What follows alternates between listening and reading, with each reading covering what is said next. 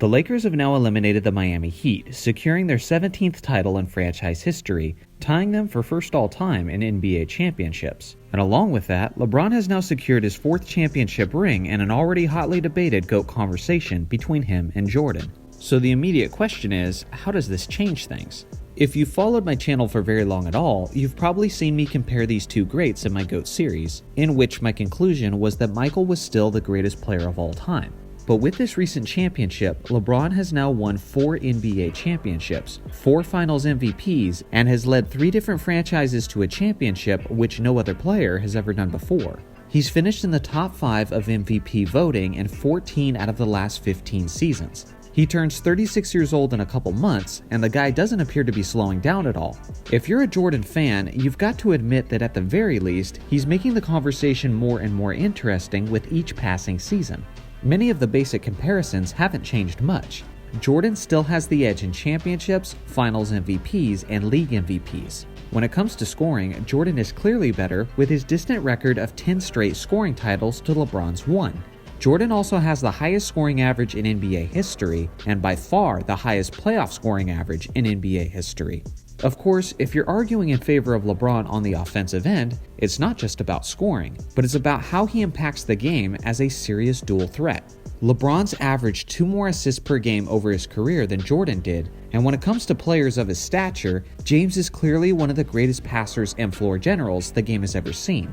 This year specifically, I can't say enough about how he switched completely to the point guard position at the age of 35. And he didn't just average 10.2 assists on the year, but he led the entire league in assists. It's reminiscent of when Wilt Chamberlain went from dominating the league in scoring and then switched up his approach and led the league in assists in 1968. Rebounding is a slight edge to LeBron, which some of that comes with his position on the court. Defensively, Jordan has always had a massive edge and continues to have a massive edge. MJ has 9 first-team all-defense appearances, and LeBron has 5. Jordan won the Defensive Player of the Year in 1988, which is an award LeBron has never won, although you could argue that he should have, especially in 2013.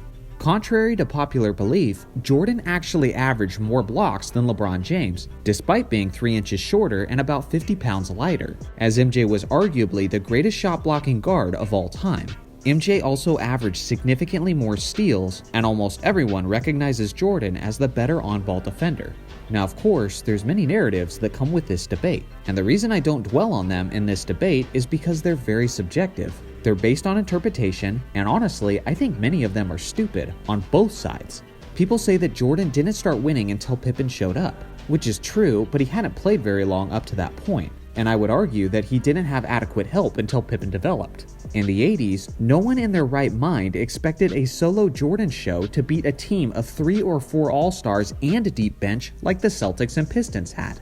Then for LeBron, you have the 3-6, which is now a 4-6 finals record. But I hate this one too, because how the hell are you going to take LeBron dragging Larry Hughes and Boobie Gibson to the finals in 2007, a place where they had no business being, and turn that into a negative? If you do that, then I can't help but think that you're just showing your bias. So if you want to argue about all the different narratives that you can't quantify, or back with any statistical analysis, well then we can have that conversation, but just know that we'll be arguing forever because there's basically no definitive answer. I prefer much more to look at the facts that can't be disputed and then formulate the argument from there. Now earlier, I talked about how averages and accolades still significantly favor Jordan, but for LeBron, it's much more about his career totals, and that's a testament to his longevity, his consistency, his good health, and his commitment to staying in elite shape. Like I said, the guy is about to turn 36, and he doesn't look like he's slowing down anytime soon. Thanks to his longevity, he's ahead of Jordan on the all-time scoring list, and will likely end up being the NBA's all-time scoring leader. He's already the NBA playoffs all-time leading scorer, along with many other playoff statistics that are not pictured on the screen. He's miles ahead of Jordan in assists and rebounds, and within the next year or two, he'll likely become the only player in NBA history to have over 30,000 points and over 10,000 assists. He's already top 10 in assists, and again, that's insane considering he's probably going to be the all-time leading scorer by the time he's done. As things currently stand, in my opinion, LeBron is still not the greatest player of all time, and he doesn't have the greatest career of all time. But he will have the greatest career of all time. Based on the way LeBron is performing at this age and how much he appears to have left in the tank, barring a major injury, his complete resume will stand alone. Let's say by the end of his career, he has 4, 5, or 6 championships and 4 or 5 league MVPs. He's made around 20 All-Star teams and 20 All-NBA teams. He's the all-time leading scorer, he's likely 3rd all-time in assists, 1st in playoff scoring by a wide margin, 2nd in playoff assists, and he has the most playoff wins of all time by a massive margin. Again, based on the trajectory he's on, there will be no argument here. He will have the greatest overall career in NBA history. Now, does that make him the greatest player of all time? Well, that's based on how you interpret it. For me, I've always put more value on who was the best when they were at their best, who was the most dominant in their era, and separated themselves from the competition to the greatest extent. And I've made videos that support that thinking, like for example, my video on if every player had a 10-year career, in which case Jordan clearly stands out. This has been pretty consistent logic for me too, like for example in the Charles Barkley versus Karl Malone debate. I personally have always preferred Charles Barkley.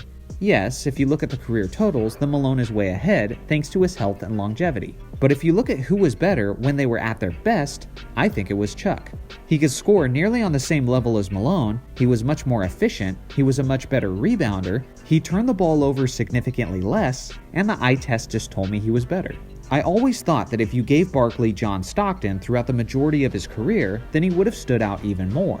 So with that being said, I do think there is a possible universe where LeBron ends up with all of these crazy career totals, and he definitively has the greatest career of all time. But I still recognize Michael Jordan as the greatest player of all time. If by the end of his career, LeBron's complete resume leads you to say that his greatest career also makes him the greatest player of all time, then I certainly won't fault you for it. We're not quite there yet, but it's coming. Let me know in the comments section what you think your top 3 all-time will look like by the end of LeBron's career. I look forward to reading your comments. Thanks for watching as always, make sure to like and subscribe for more basketball content, and I'll see you guys in the next video.